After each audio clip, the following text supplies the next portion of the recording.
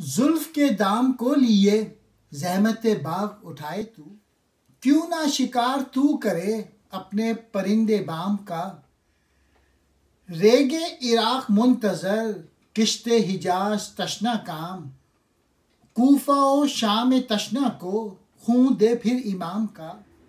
शाने पर जुल्फ़ें फैलाए बाग में जाने की क्या ज़रूरत है, आपकी छत पर यह परिंदा बैठा है, इसे ही शिकार कर ले।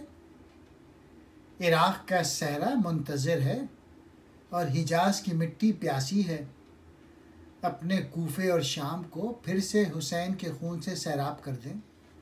अल्लामा इकबाल कह रहे हैं, तू अपनी जुल्फ़ों के जाल कंधों पर फैलाकर शिकार के लिए बाग में जाने की तकलीफ़ कर रहा है। तू अपने मकान की छत पर बैठे हुए परिंदे का शिकार क्यों नहीं करता। तेरे इश्क कब से तेरी निगाहे नाज का तीर खाने के लिए तैयार बैठे हैं। इराक़ की रेत इंतज़ार कर रही है और हिजाज यानी मक्का मदीना के खेत प्यासे हैं। कूफा और शाम को फिर से खून हुसैन की ज़रूरत है।